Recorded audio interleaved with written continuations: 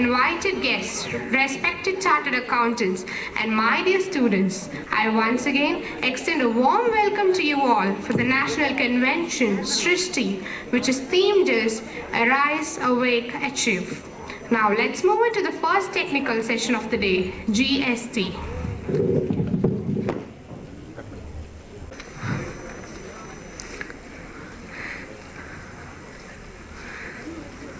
We request Shyam Sharma to come to the dais. Please, sir.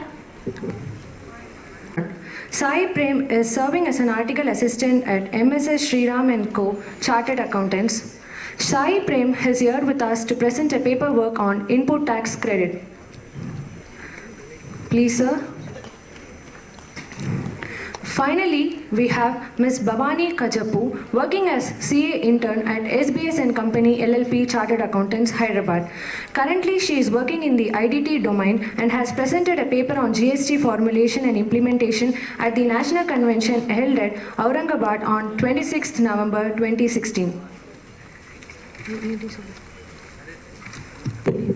I now request Mr. Ganesh Patori to invite a chairman to the dais. Please, sir.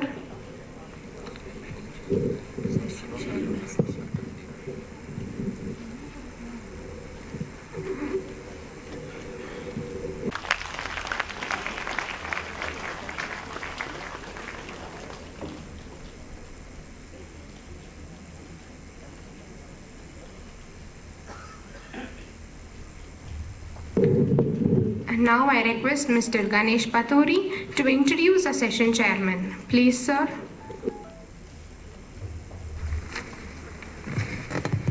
Thank you so much. Very good morning to Vendor and all.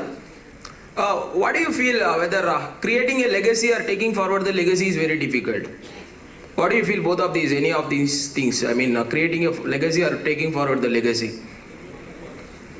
How many of you say taking forward the legacy is very difficult? Because this becomes very important part of introduction about Mrs. Aparna Nandakumar here. Because taking forward the legacy is very difficult thing instead of creating a legacy. Because she hailed from a lawyer's family. If you look at, granddaughter of late Justice V. Balasubramanian is a judge Madras High Court. Again, when it comes to niece and junior of Justice N.V. Balasubramanian, retired judge, Madras High Court. If you look at everything, is taking forward legacy she is doing. And then she has an experience of 25 years in a bar council, and she is a lucrative speaker. She has been speaking on various topics in various seminars, even in SARC of ICA. She has taken so many lectures, if I can say, in seminars and study circles on GST. And one more thing, one point I would like to highlight, Institute has released background material on GST that gives the entire clear picture of what GST model law is and give you the explanation for each and every provision that is available. And in that material, she has contributed her efforts in the topic payment of tax.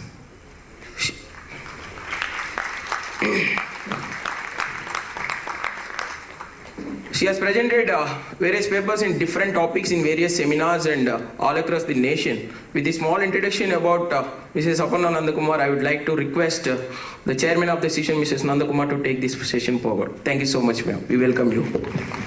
Thank you, sir. I now request Mr. Ganesh Patori to honor our session chairman.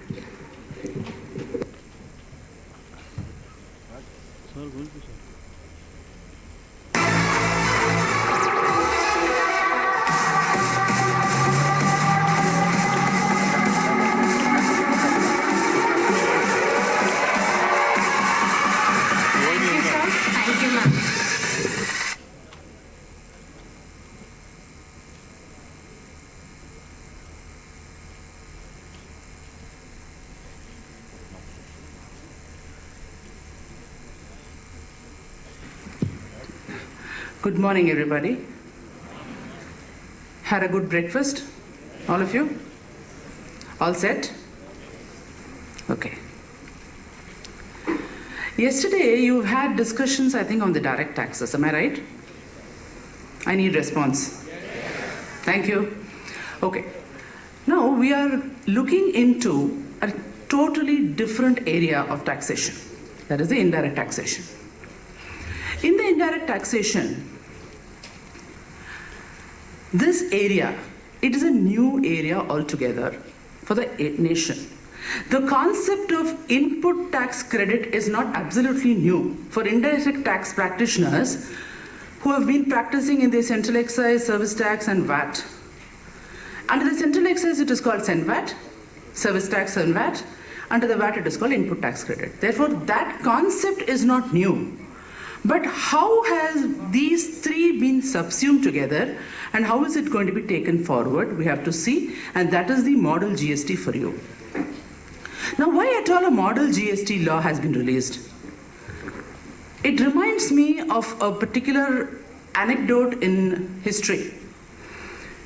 I don't know whether you've heard of, I repeat this in many seminars because it interests me, and I somewhat relate this to the model GST that has come in. See, there was a king of England called King Charles I. Have you heard of him? You've heard of him? Definitely would have heard of him. But he should have been a popular king, of course. But what happened? He became very unpopular for one particular reason, and that was imposition of taxes. Imposition of taxes without taking public opinion. Now, when something new is going to be introduced, if public opinion, see, if people are not, they don't know what the idea of taxes, that is, I'm talking about the 18th century, 19th century or so. So at that time, when taxes were introduced without taking public opinion, he became very unpopular and he was executed and his family was driven away. His wife was a French princess. Now coming back to the present scenario, the reason why we have this GST Model Act is the government has planned it in such a way that it has to be totally compliant when it actually comes into effect.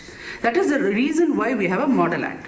Now, we had a model in June 2016, for which in fact we have prepared the background material. And then we gave a lot of suggestions. There were a lot of wrinkles to be ironed. And therefore we gave some suggestions. Some suggestions were taken, some were not taken. And then the November Model Act has come in now. Even now they are inviting public opinion. So that is the reason why we have a Model Act. Now I don't want to take much of your time because we have three lucrative speakers. I think who's going to do the introductions here? Anybody is going to do the introductions for that? For the three speakers? Okay. So the introduction will be done. And I had a chance to go through their material. It is absolutely wonderful. I'm very happy that people of our age are doing so much of effort is being put in. Today I'm not a speaker actually. I'm a learner like you all. I want to listen, learner and listener. I'll come back. Thank you.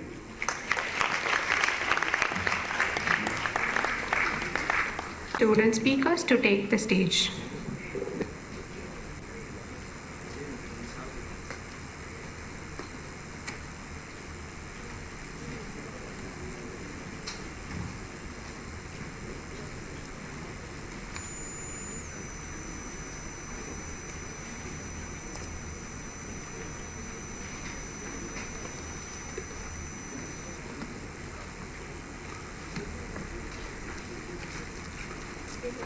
Hello everyone. I'm Sham. I comes from Pink City, Jaipur, one of the vibrant cities of India to here, Chennai, and another vibrant city. Chennai, sunshine, the marine, Rajnikant, dosas, and the sudden change of atmosphere. Smells like a freedom, feels like a carnival. I'm having my experience here. Even my choice of subject for today's event is quite an vibrant. GST, Goods and Services Tax. Everybody heard of it? Yeah? It's been like a year now that GST is in news. And still it is one of the trending topics that we have for today's event. Frankly, there is so much for me to speak about GST and even more for you to listen and research. And that is why we have an entire technical session dedicated to this subject. My topic being the GST road ahead I'll be I'll be setting a pitch for them to deliver their job on the technicality. Now, I sincerely believe that everybody present here can take a small notes of information from what I have to present. And I'll make sure you see the road ahead. Now, at the very outset, let me clear that tax policies play an important role on the economy through their impact on efficiency and equity. A good tax system keeps in mind issues of income distribution and at the same time endeavors to generate tax revenues to the government to support expenditures, obviously on infrastructure and public services. Now, we all are aware with the concept of cascading.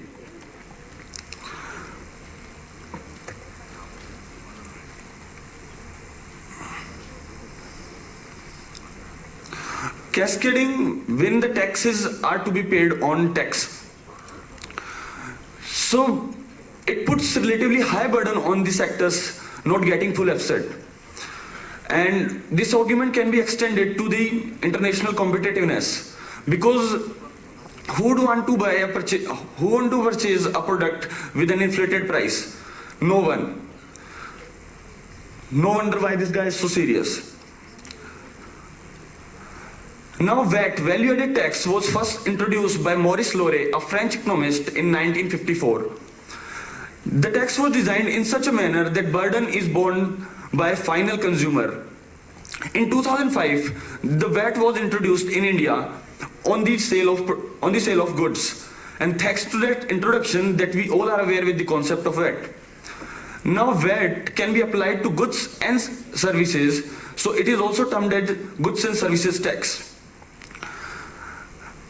In last 4 decades, almost 130 countries have adopted VAT, and in many of the developing countries, tax reform became moving on to the VAT. Now, what is GST? GST is a classic example of VAT, where an appropriate tax collection is made at each stage of value addition based on input tax credit system. In input tax credit system, we get credit of the taxes paid at earlier stage while paying the taxes. Now, GST is a single comprehensive tax. Yes, it's a full indirect tax in itself. It is common for both goods and services. So when GST is here, there are going to be an elimination of 2 mega questions. First, on what tax is to be imposed, and second, which tax is to be imposed, because there is going to be only one tax.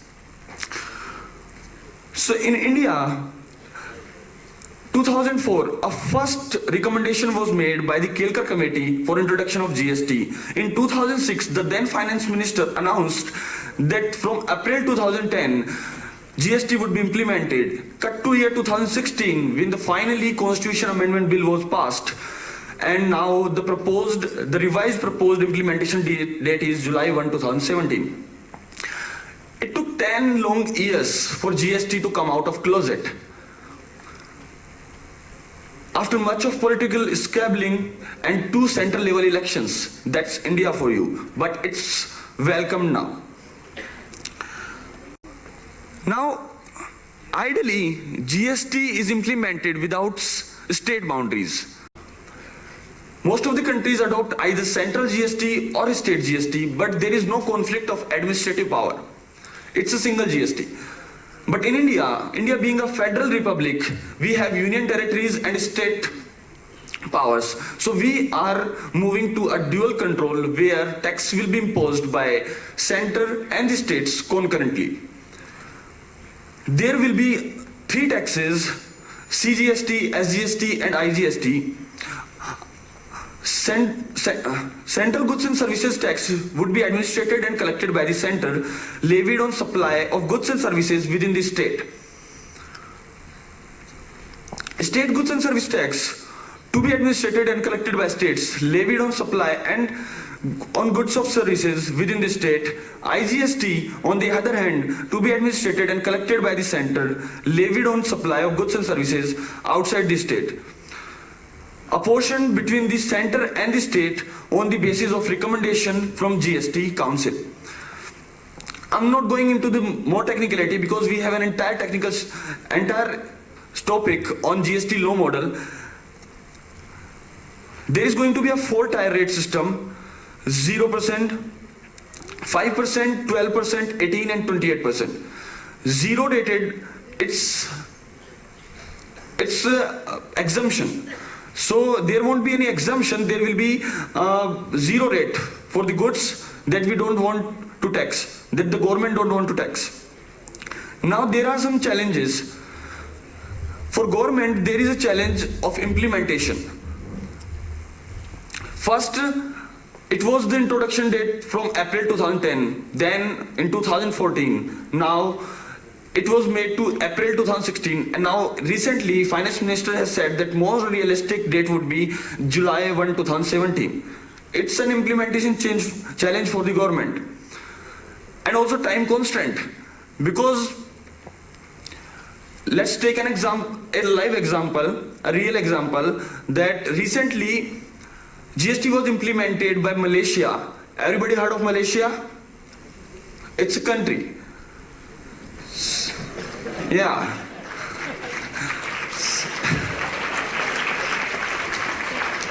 So GST was implemented and they took time of like 18 months, 1.5 years. But the government got resentment from the industry even after that much of time. Now Malaysia is 1/10 of India's size. Not even in the size, but even in the economy. Tax base. India is a bigger economy. And we are getting only 1 year because GST amendment bill was passed on 16 September 2016, and it speaks that implementation of GST has to be done within 1 year. So basically, if GST is not rolled out by September 16 to 2017, there won't be any indirect tax. Of course, there are some provisions at the hand of government, but it has to come out within 1 year. So it is a time constant for the government. Now, taxation of services at a state level. We all know that in the existing indirect tax structure, services are taxed by the center under the Finance Act 1994. Now, since the GST is a destination-based tax, there are some industries, service industries like telecom industry, where the consumers are everywhere and they are using the services, consuming the services everywhere. And in GST, if we talk about the nationwide services, it is going to be a challenge to tax them. Now, alignment of tax departments. If some of us are doing their articleship, they must have visited some tax departments, they have met the tax officers, and they know that it's a dreaded feeling. We don't want to go there. So, but the same state VAT officer is going to become a GST officer.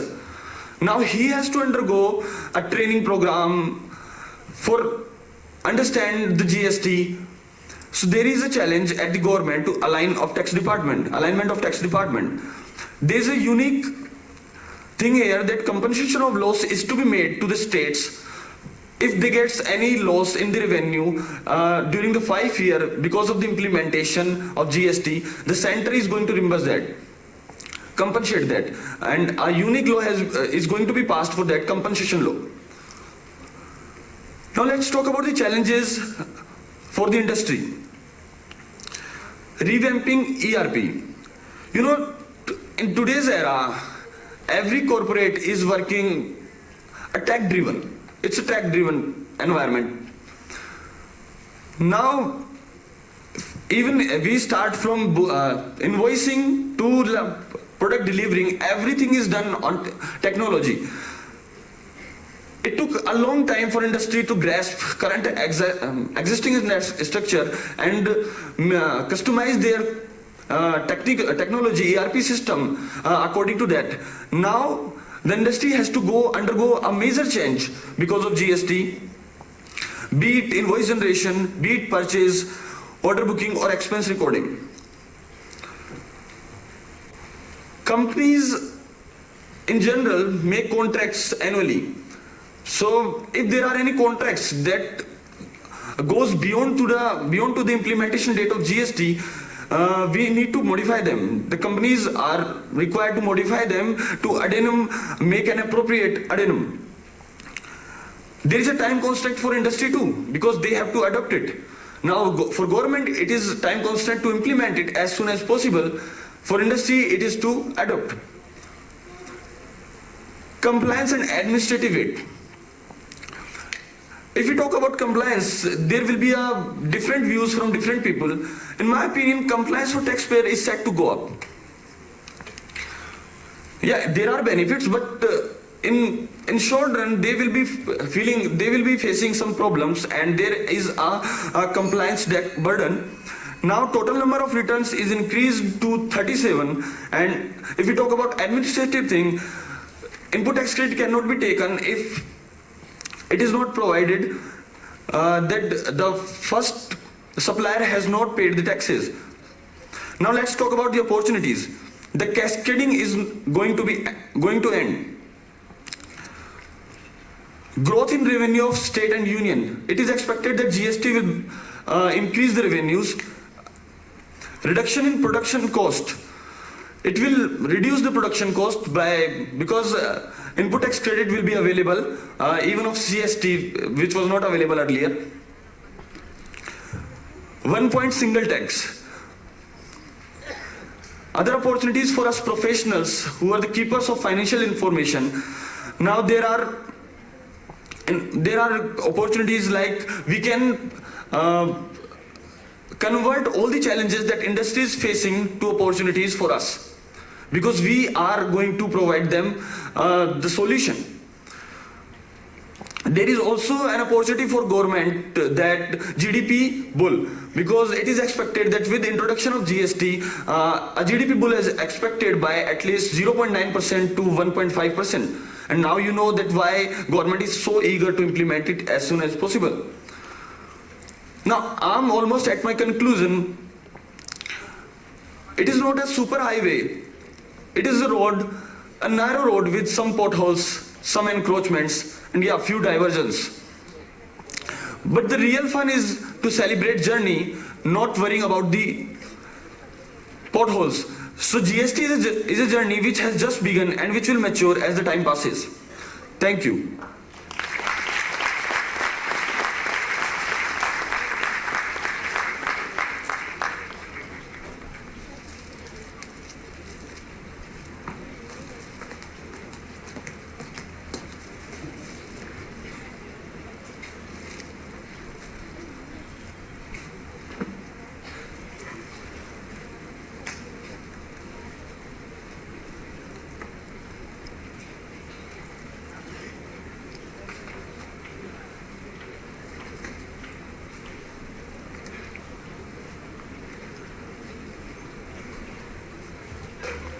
A very good morning to one and all present here.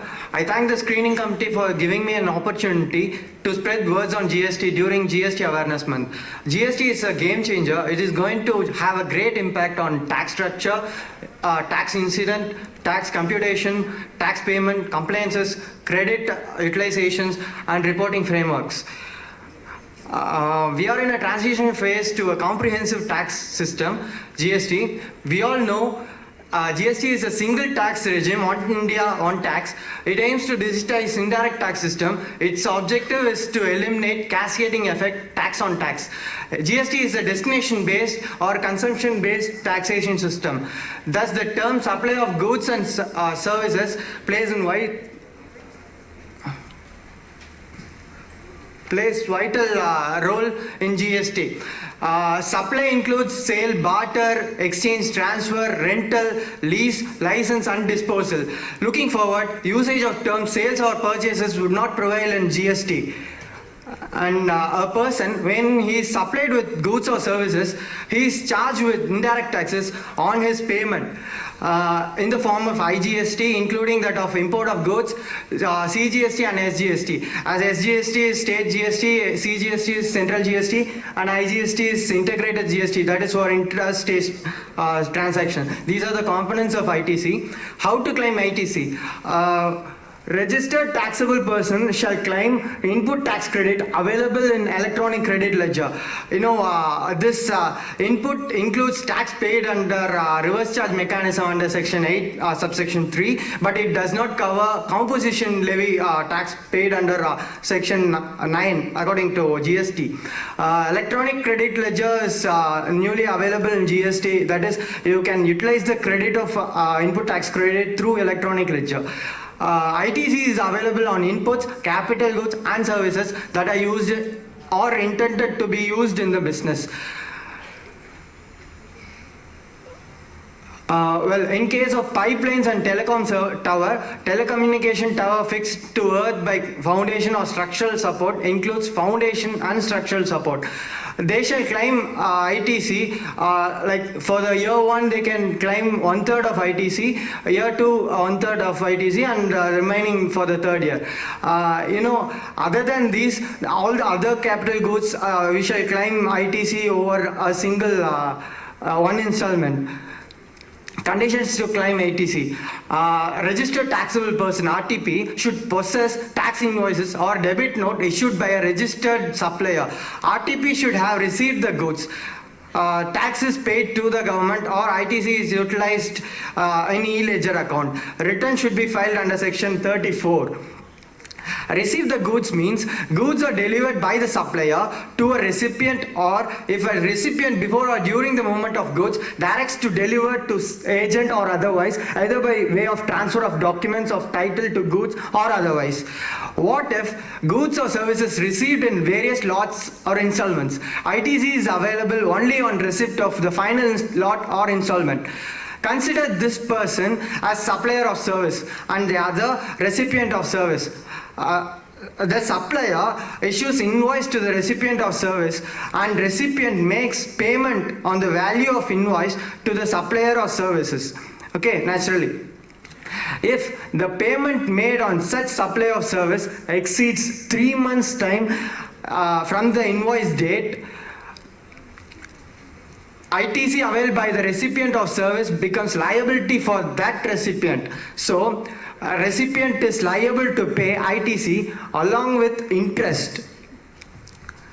Validity of invoices to claim ITC. Let's say invoices pertaining to financial year 2017 and 18, such invoices are valid only till a return filed under section 34 on September 2018 or annual return, whichever is earlier.